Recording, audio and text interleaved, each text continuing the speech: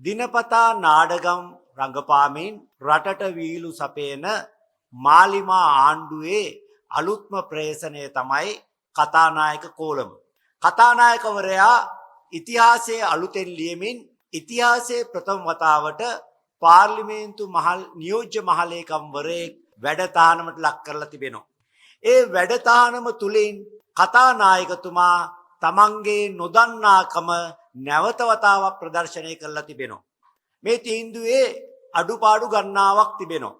මුලින්ම නියෝජ්‍ය මහලේකම්වරයාගේ විනය බලධරයා වන්නේ මහලේකම්වරයා මිස කතානායකවරයා නෙවෙයි. ඒ නිසා කතානායකවරයාට නියෝජ්‍ය මහලේකම්වරයා වැඩතානමට ලක් කරන්න කිසිම බලයක් නැහැ. දෙවනුව වැඩතානම් කිරීමට ලක්වෙන නිලධාරියෙකුට චෝදනාවක් එල්ල කරලා ඒ චෝදනාව පිළිබඳ මූලික පරීක්ෂණයක් කරන්න ඕනි. නමුත් වැඩතානම ලක් කළ නියෝජ්‍ය මහලේකම් චමින්ද කුලරත්න මහතා සම්බන්ධයෙන් මූලික විමර්ශනයක් සිද්ධ කළා නැහැ. තුන්වෙනුව කතානායකතුමා තොරතුරු දැනගැනීමේ පනත අනුව නියෝජ්‍ය මහලේකම්වරයාගේ පත්වීම පිළිබඳ තොරතුරු දැනගැනීමේ පනත යටතේ තොරතුරු විමසීමක් ලැබුණම ඒ කාරණේ පිළිබඳ කරුණු සොයා බලන්න විශ්‍රාමික අතිරේක ලේකම්වරයෙකුට පවරනවා. ඒ විශ්‍රාමික අතිරේක ලේකම්වරයා ඉදිරිපත් කරපු වාර්තාව පදනම් කරගෙන තමයි මේ වැඩතානම සිද්ධ කරන්නේ. හැබැයි මූලික විමර්ශනයක් නෙවෙයි, තොරතුරු සොයා බැලීමක් පමණයි. ඒ විතරක් නෙවෙයි, මූලික විමර්ශනයක් කරනවා නම් විනය චෝදනාවට ලක්වෙන නිලධාරියාට වඩා මූලික විමර්ශනය කරන නිලධාරියා ජ්‍යෙෂ්ඨයෙක් වෙන්න ඕනි. පාර්ලිමේන්තුවේ නියෝජ්‍ය මහලේකම් කියන්නේ ඒ තනතුරට අමතරව කාර්ය මණ්ඩල ප්‍රධානී තනතුරක් දරනවා. කාර්ය මණ්ඩල ප්‍රධානී කියන්නේ අමාත්‍යාංශ ලේකම් ධූරයකට සමාන තනතුරක්. ඒ නිසා පාර්ලිමේන්තුවේ නියෝජ්‍ය මහලේකම්වරයා පිළිබඳ මූලික පරීක්ෂණයක් කරන්න අතිරේක ලේකම්වරයෙකුට බලයක් තිබෙන්න බෑ. හතරවෙනි කාරණේ තමයි ලෝකේ හිනස්සන කාරණේ. වැඩතානම් කිරීමට හේතුව. අපි දැක්කා විවිධ දේශපාලකයෝ විවිධ අදහස් ඉදිරිපත් කරනවා. සමහරු කියනවා ව්‍යාජ ලිපි ලේඛන ඉදිරිපත් කරමින් පත්වීම ලබාගත් නිසා වැඩතානම් කළාය කියලා. තවත් සමහරු කියනවා කතානායකතුමාගේ පෞද්ගලික කාර්ය මණ්ඩලයේ ඉන්න කතානායකතුමාගේ සමීපතමෙකු සමග ගැටුමක් හදාගත්ත නිසා වැඩතානමට ලක් කළා කියලා. මේ ඔක්කොම පට්ටපල් බොරු. ඇත්තෙන්ම නියෝජ්‍ය මහලේකම්වරයා වැඩතානමට ලක් කරලා තියෙන්නේ ඔහුව තනතුරේ ස්ථීර කිරීමට වසර 3ක් සේවය කළ යුතු. නමුත් වසරක් ගත වුණු තැන සේවය ස්ථීර කළා කියන පදනමින්. දැන් කිසිම නිලධාරියෙකුට බෑ තමන්ගේ තනතුරේ තමන්ව ස්ථීර කරගන්න. ඒක කරන්න ඕනේ තමන්ගේ ඉහළ නිලධාරියෙක්. නැත්තම් පත්වීම් බලධරයා. නියෝජ්‍ය මහලේකම්වරයා අමාත්‍යාංශ ලේකම්වරයෙකු හා සමවන නිසා පත්වීම් බලධරයා වෙන්නේ අමාත්‍ය මණ්ඩලේ. එහෙනම් සේවය ස්ථිර කරලා තියෙන්නේ අමාත්‍ය මණ්ඩලේ. ඉතින් ඒ තීරණය වැරදි නම් ඒක දඬුවම් කළ යුතු දෙයක් නම් දඬුවම් කළ යුත්තේ පත්වීම ස්ථිර කරපු කෙනාද එහෙම නැත්නම් ස්ථිර වීමට ලක්ුණු කෙනාද? ඉතින් මෙතන ස්ථිර කිරීම වරදක් නම් වරද කරපු කෙනා පැත්තක තියලා ඒ වරදට ලක්ුණු පුද්ගලයාව වැඩතහනම් කරලා තිබෙනවා. ඇත්තම කියනවා නම් කැකිල්ලේ රජුරුවන්ගේ නඩු තීන්දුවලවත් කැකිල්ලේ රජුරුවන්ගේ තීන්දුවලවත් මෙවැනි තීන්දුවක් දකින්න ලැබෙන්නේ නැහැ. අපේ ජනාධිපතිතුමා චේතී රජතුමා පරද්දලා ඉදිරියට යන අතරේ කතානායකතුමා කැකිල්ලේ රජුරවන්ට සටනක් දෙන බව තමයි මේකෙන් පේන්නේ. පස්වෙනි කාරණේ තමයි මේ වරදට ලබා දිය හැකි දඬුවම.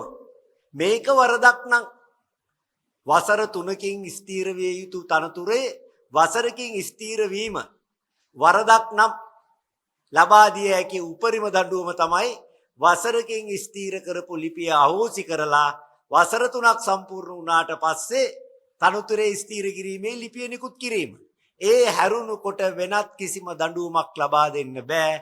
වැඩ තහනම් කරන්න එතන කිසිම පදනමක් නැහැ. කතානායකතුමාගේ තීන්දුවේ තිබෙන මේ කඩතොළු පහ දැක්කම මට මතක් වුණේ පැරණි කියමනක්. එකක් කඩතුළු මකා ගන්නට ගොයින් මට වුණු කාර්යා පහක් කඩතුළු හදා දුන්නයි මැති සභේ මුල් ආචාර්යා. ඔය අතරේ මේ පාර්ලිමේන්තුවේ නියෝජ්‍ය මහ ලේකම්තුමාගේ පත්වීම දේශපාලන පත්වීමක් කියලා කතානායකතුමාට කවුදෝ පාපිස්සක් කේලමක් කියලා නොමග යවලලු.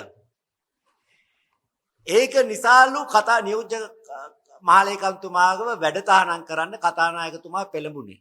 කතානායකතුමා නොදන්න නිසා කියන්න ඕනි නියෝජ්‍ය මහ ලේකම්වරයා පත් කරගත්ත පාර්ලිමේන්තුවේ මමත් හිටියා. ඔහු ඒ තනතුරට තෝරාගත්තේ දේශපාලන සම්බන්ධකින් නෙවෙයි. මුලින්ම පාර්ලිමේන්තුවේ සියලුම පක්ෂ නායකයන් නියෝජනය කරන පාර්ලිමේන්තු කටයුතු කාරක සභාව විසින් නියෝජ්‍ය මහ ලේකම්වරයෙක් පත් කර ගැනීමට සම්මුඛ පරීක්ෂණ කමිටුවක් පත් කළා. කවුද ඒ කමිටුවේ හිටියේ? කතානායකතුමා, අගමැතිතුමා, විපක්ෂ නායකතුමා, සභානායකතුමා, විපක්ෂයේ ප්‍රධාන සංවිධායකතුමා සහ පාර්ලිමේන්තු මහ ලේකම්තුමිය කියන 6 දෙනාගෙන් සමන්විත සම්මුඛ පරීක්ෂණ කමිටුවක් විසින් පක්ෂ විපක්ෂ දෙගොල්ලොම සිටින සම්මුඛ පරීක්ෂණ කමිටුවක් විසින් තමයි නියෝජ්‍ය මහ ලේකම් තනතුරට චමින්ද කුලරත්න මහතා පත් කරගත්තේ. ඒ නිසා පාපිසිවල කේලම් වලට රැවටිලා කතානායක තනතුර බාල්දු කරන්න එපාය කියලා අපි කතානායකතුමාගෙන් ඉතාම ගෞරවයෙන් ඉල්ලා සිටිනවා. ඒ වගේම කතානායකතුමාගේ මේ විහිළු සාගත තීන්දුව අධිකරණයේ ඉදිරියේ අභියෝගයට ලක් කළොත් ඉතාම ක්ෂණිකව අධිකරණයේ මේ වැරද්ද නිවැරදි කරනවා කියන තමයි අපේ ඇගයීම. ඒ නිසා ලෝකයේ ඉදිරියේ විහිළුවට ලක් නොවි ඔය වැඩතහනම් කිරීමේ ලිපිය වහාම හකුලා ගන්න කියලා අපි කතානායකතුමාගෙන් ඉල්ලා සිටිනවා. දැන් මේ හිටපු කතානායක අශෝකරංගල මහත්තයාගේ තනතුරට පස්සේ ඉතින් ආචාර්ය උපාධිය නැහැ කියලා තාමත් වෙනවා ඉතින්. විමලරත්න මහත්තයා කිව්වේ ඒකට දැන් දඬුවම් ලැබෙලා තියෙන වත් කළා තියෙන කියලා. දැන් මොකටද මේ වගේ වැඩක් කරා කියලා කොහොමද හිතන්න බැරි. ඒක මම නැවත සිහිපත් කරනවා මගේ අදහස් ඉදිරිපත් කිරීමේ මම කිව්ව මේ කාරණේ ගැන ව්‍යාජ ලිපි ලේඛන ඉදිරිපත් කරලා තනතුර ලබා ගත්තාය කියන චෝදනාව පට්ටපල් බොරුවක්. ඔහුගේ නියෝජ්‍ය මහ ලේකම් චමින්ද කුලරත්න මහතාව වැඩතරමට ලක් කරන්නේ සමහර දේශපාලකයන් රටට කිව්ව ආකාරයට ව්‍යාජ ලිපි ලේඛන ඉදිරිපත් කිරීමේ ප්‍රශ්නයක් හින්දා නෙවෙයි.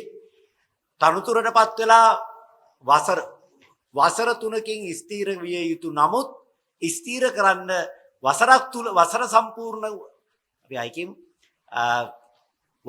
එතුමාව තනතුරේ ස්ථීර කිරීම තනතුරටපත් කළ වසරක් තුලදී සිද්ධ කළත් වසර 3ක් වනතුරු ස්ථීර කිරීම නොකළ යුතුයි කියන පදනමෙන් තමයි වැඩ තහනම් කරලා තියෙන්නේ. මම පැහැදිලි කරා කලින් අදහස් දක්වද්දී පත්වීම් බලදර ඇමති මණ්ඩලය ස්ථීර කරන්න ඇත්තේ ඇමති මණ්ඩලය. ඒ ඇමති මණ්ඩලය කරපු වරදකට වරදක් නම් ඒක වරදක් විතර අපි දකින්නේ නැහැ. කතානායකතුමා වරදක් කියලා හිතුවත් චමින්ද කුලරත්න මහත්තයාට වැඩ තහනම් කරන්න බෑ. ඒ නිසා ওই කාරණේට මම කලින් පැහැදිලි කිරීමක් කරා. හැබැයි තව කාරණයක් කියන්න ඕනි. මට විනාඩියක් දෙන්න. අපේ අශෝක රන්වල මැතිතුමාගේ උපාධිය ගැන ඔබ සිහිපත් කරා. එතුමා ජනවාරි මාසේ 19 වෙනිදා කැතේ පැසිෆික් ගුවන් සේවයට අයත් CX 610 ගුවන් යානයෙන් ජපානයේ බලා පිටත් වුණා. මං හිතන්නේ උපාධි සාතිකේ ගේන්න වෙන්න ඕනේ. එමෙතුමා විමලරත්න එමෙතුමාලා කියවනේ ඒක නෑ ඒක එතනින් එහාට ඉවරයි. ඉතින් ඒ විමල් එමෙතුමායම නෑ කිව්වට අශෝක රන්වල මහත්තයා ගේන්න තමයි වෙන ජපන් යන්න හේතුවක් නෑ නේ අපි දන්න තරමේ. ඉතින් අපි හැම මුළු රටම අහනවා පයින් ගියත් ගේන්න කල් ඇයි ගේන්නේ නැතිලද එතුමා තව උත්සාහයක් දරන්න යන්නේ නැති. ඉතින් එතුමාට නෑ කියලා විමලරත්න එමෙතුමා දන්නවනම් ජනතාවට බොරු කරලා ගත්ත മന്ത്രി ධූරය සම්බන්ධයෙන් විනය පරීක්ෂණයක් කරලා ඉවත් කරන්න නැත්තේ ඇයි කියන ප්‍රශ්නෙටත් එතුමන්ලා උත්තර බඳින්න වෙනවා. දැන් මේ නියෝජ්‍ය මහ ලේකම්වරයාගේ සිද්ධි සම්බන්ධ සමාජ මාධ්‍යයේ කතාවක් හැදෙනවා. ඔහුගේ මේ පෞද්ගලික ලේකම්වරයෙක් අලල්. අර විනාඩියක් දෙන්න ඔබට හරිනම් මේ ස්ක්‍රීන් එකේ දාලා පෙන්වන්න තිබුණා. හැබැයි මම ඔබට පෙන්වන්න ඡායාරූපයක්. මේ තියෙන්නේ හිටපු කතානායකවරයා ගුවන්තොටුපොලේ ප්‍රවේශ මොකද ඒකට කියන්නේ විනාඩියක් දෙන්න අංක 12 දාන්න පිටවීමේ දොරටු මේ තියෙන්නේ ජනවාරි 19 වෙනිදා රාත්‍රියේ ගුවන්තොටුපොලේ පිටවීමේ දොරටු අංක 12 අසල තියෙන පොරොත්තු කාමරේ වේටින් රූම් එකේ එතුමා වාඩි වෙලා ඉන්න දර්ශනයක ඡායාරූපයක්. ඉතින් එතුමා ජපන් ගිය බව ස්ථිරයි. සාතිකේ ගේනවද නැද්ද කියන එක නම් අස්ථිරයි.